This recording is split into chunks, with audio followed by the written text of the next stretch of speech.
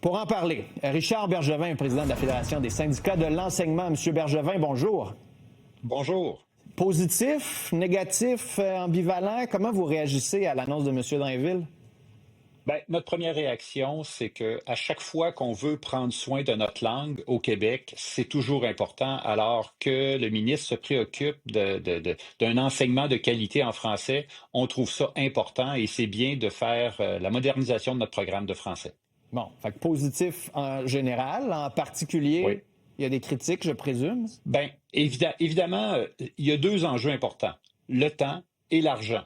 Vos auditeurs, vos téléspectateurs ne seront pas surpris, là, c'est même dans bien des dossiers, dans bien des projets. Mais ici, on a un programme qui est en train de s'implanter cette année dans 55 écoles, vous l'avez mentionné tout à l'heure, 55 écoles qui font le projet pilote pour voir si ça fonctionne bien. Et l'année prochaine, on va l'implanter dans 3000 écoles au Québec. Donc, c'est une implantation qui est d'une autre envergure. Est-ce que le projet pilote des 55 écoles qui vont avoir vérifié, testé, essayé toutes sortes de choses et les commentaires qu'ils vont émettre à la fin de l'année, bien, est-ce qu'on va avoir le temps de corriger le tir avant d'en faire une implantation à la grandeur du Québec? C'est questionnant un petit peu. Donc ça, c'est le premier aspect, le temps. On trouve que c'est rapide comme implantation. OK, mais juste là-dessus, Oui. mettons là, que ça va mal. On arrive à la fin de l'année, le ministre n'est pas non plus dogmatique, là, on va pouvoir reporter, mais on se dit, si ça va bien, commençons l'année prochaine, puis faisons-le vite, parce que ça peut être le fun vite, puis ça peut être positif vite. Là. Ça peut être intéressant, mais il ne faut pas oublier qu'on a besoin de matériel pédagogique. Et que là, on ne parle pas de l'implantation d'un programme de français en 5e secondaire. On parle de l'implantation d'un programme de français de la première année du primaire jusqu'à la 5e année du secondaire. Ça va prendre du matériel pédagogique pour plus d'1 million d'élèves et pour plus de 100 000 profs. Comme quoi, mettons, parce que là, on dit parler plus, écrire, on a des crayons, des papiers, là. Bien, évidemment, ça dépend. OK, il y a une prémisse que je ne vous ai pas donnée, là, c'est qu'on n'a pas pu encore faire l'analyse complète du programme parce qu'on ne l'a pas reçu. Okay. Alors, on n'a que des bribes présentement. Donc, notre analyse pour nous, c'est qu'habituellement, quand on implante un nouveau programme, on prend plus d'une année de projet pilote. On prend 2 ans. Habituellement, on fait une première année à 55 écoles comme ça. Après ça, on l'implante dans quelques centaines d'écoles. Donc, on multiplie les expérimentateurs pour, à la 3e année, pouvoir l'implanter à la grandeur du Québec. Parce que je vous le dis, c'est vraiment un défi logistique de produire du matériel, des cahiers, d'avoir des programmes avec, évidemment, des planifications, des éléments de complément d'information qui permettent aux enseignantes et aux enseignants d'être capables de le prendre puis de bien l'enseigner. Si c'est quelques aménagements comme la liste de mots, on s'entend que ça prend pas ça prend pas beaucoup de préparation. Mais si on veut changer des façons de faire qui sont importantes, ben, il faut prendre la peine de former les enseignantes et les enseignants. Puis on le sait qu'on a des enjeux là-dessus à travers le Québec. Il faut prendre le temps de s'approprier le programme, s'approprier les nouvelles méthodes qu'on veut mettre en place.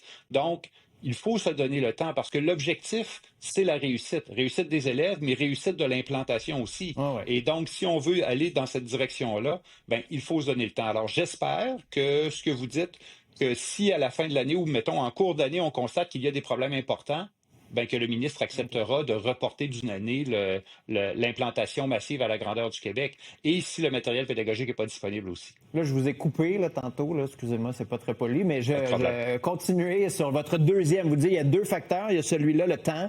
Je présume que l'argent, puis tantôt, j'allais de l'avant sur votre critique avec M. Drainville. Je disais, comment voulez-vous amener des sorties scolaires si les écoles doivent couper dans leur budget?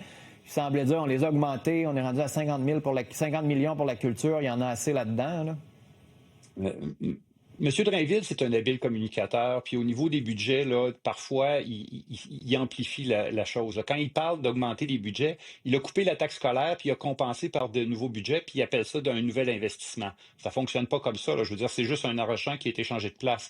Puis il y a plusieurs aspects au niveau budgétaire, puis c'est pas l'objectif de l'entrevue, là, mais au niveau budgétaire, il y a plusieurs aspects. Et présentement, il y a des manques à gagner dans les écoles. Récemment, David Goudreau, qui est un auteur, qui a produit, qui donne souvent des conférences conférences dans les écoles mentionnait qu'il y a plusieurs contrats qui ont été annulés cette année parce que les écoles disaient ne pas avoir les moyens d'offrir des conférences aux élèves. Donc, si on commence à couper dans les activités culturelles dans les écoles, puis on dit qu'on veut implanter plus d'événements de culture québécoise, bien, ça risque de créer un problème en termes de cohérence avec le nouveau programme.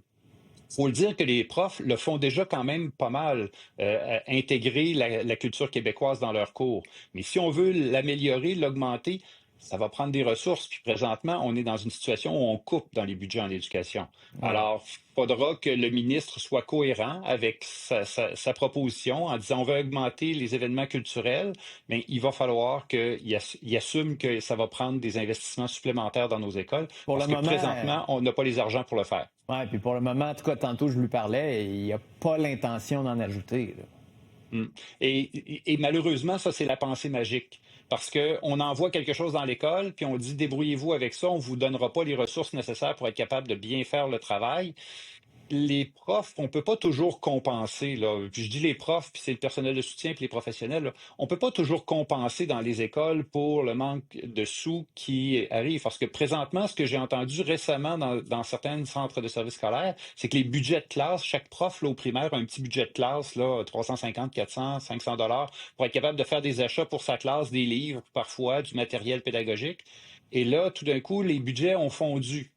Est-ce que c'est pour toute l'année? On ne le sait pas encore, mais si ça a diminué, c'est encore moins d'argent pour acheter des livres québécois pour que les élèves puissent lire les livres du Québec Ouais. pour que la culture québécoise puisse être promue. Alors, c'est ces enjeux-là qu'on vit actuellement dans notre système d'éducation et le ministre ne peut pas penser que par magie, on va envoyer le programme et tout va se faire. Ça prend de la formation, ça prend du temps d'implantation, ça prend des investissements pour qu'on puisse avoir plus d'activités culturelles dans nos écoles.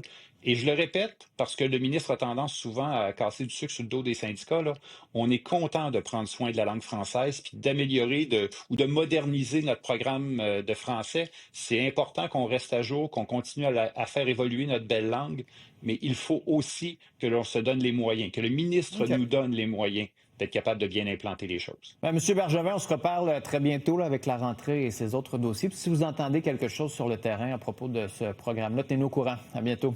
Oui, certain, merci. Au revoir. Au plaisir.